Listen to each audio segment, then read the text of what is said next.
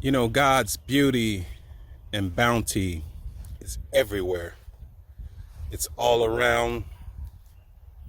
And many times we just take for granted the things that are all around us.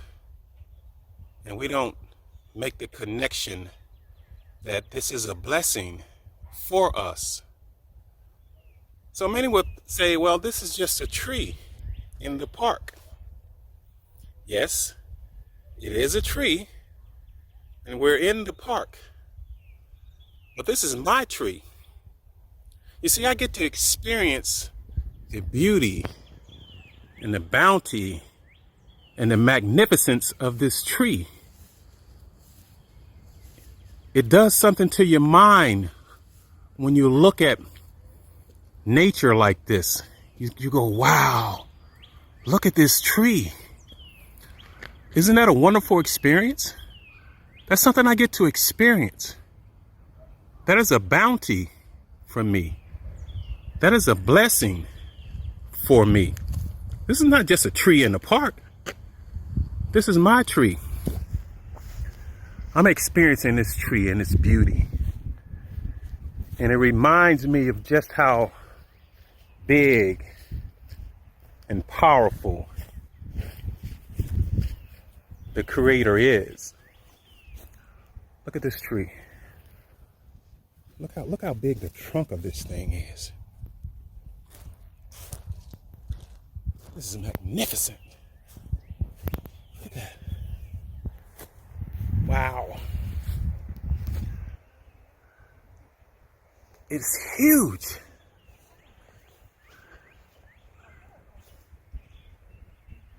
It's a blessing.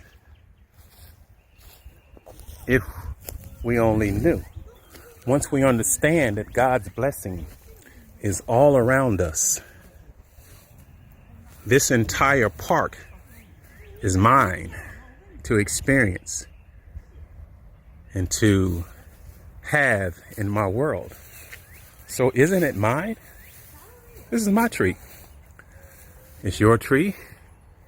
And it's everyone who experiences it. This is yours, your blessing, your bounty. So many times we look at what we don't have in our lives, all the while overlooking what we do have in our lives.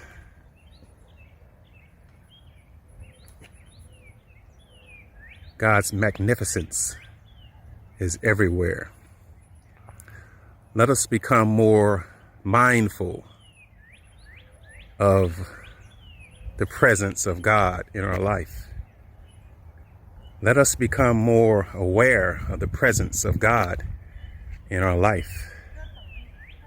Let us understand and be conscious of all that we have in our lives. And when you come to understand that you are rich, you are prosperous, you are opulent, you are abundant, you are affluent, you are wealthy, for all of the world is yours. Just claim what it is that you want. That is one of the secrets of life. Just claiming what it is that you want. God says it's yours. Think about that. This reminds me of the biblical story about the widow when she was asked, "What do you have in your house?" She said, 3 drops of oil. So she immediately claimed substance. She identified with substance. So 3 drops of oil becomes a gusher when you claim them. She could have very easily have said, "Oh, I only have 3 drops of oil in my house. I have nothing, I only have 3 drops of oil." So with that attitude, then what you have is taken away because you don't recognize the substance. You don't claim the substance. So 3 drops of oil, when you claim them, becomes a gusher. 3 drops of oil, when you do not claim them, becomes scarcity and no oil at all.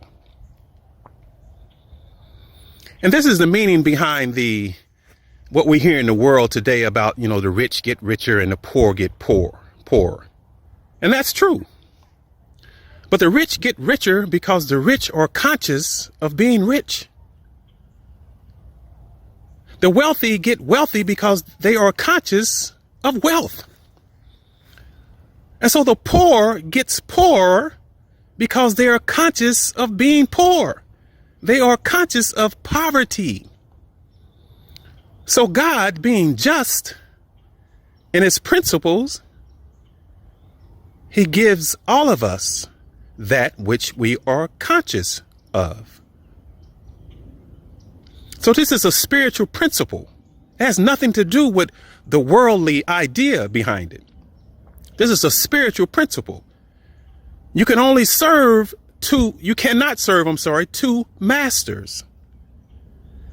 You see, you can't be desiring wealth while all the time thinking poverty.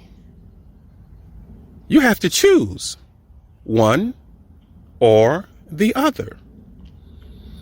And the one that you give your attention to, the one that you are aware of, the one that you are conscious of, manifests in your life. When we understand. So you have the power. I have the power to claim what it is that we want in our life, in our world.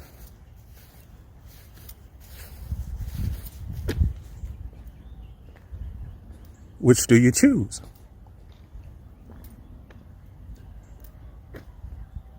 Which do you choose? Be conscious of the God in your life.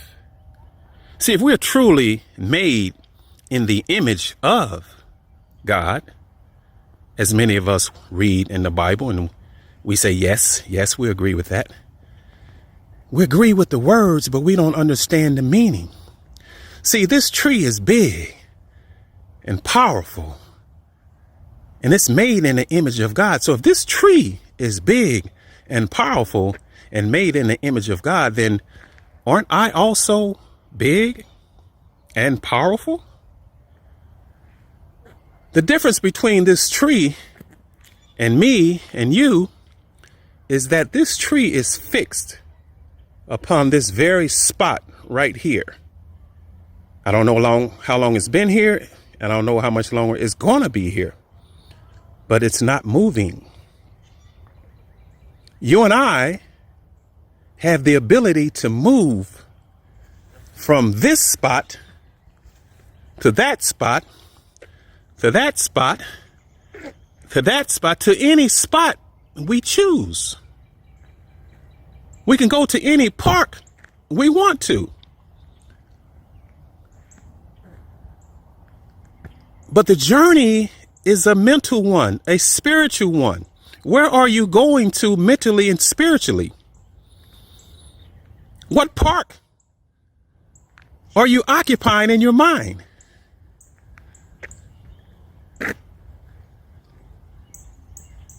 In your mind, you can go to anywhere you want to in the world right now from the very position that you're in. Whether it's your living room, whether it's the job you're on, whether it's driving down the street in your car right now, you can go anywhere you want to in your imagination, in your consciousness. And this is how we connect with the power, the bounty, and the glory of God. We have to be conscious of God. That way, we are connected to God versus being disconnected from. It's all about consciousness, folks. So if you start taking inventory of your thinking, you'll see just how disconnected you are from the source, from the only power, the one power. Call it what you will. There is an energy that we are always connected to. And really, we're never disconnected. It's just that we are not conscious of the fact that the energy is always flowing. So if you're not conscious of it, then you can't take advantage of the energy and use it to your advantage to pull the things that you want into your life. When we use energy in the wrong way, we repel things that we want in our life. We run them away with the wrong use of this energy. So we have to be conscious. We have to be aware that we are spiritual beings. We are spiritual beings.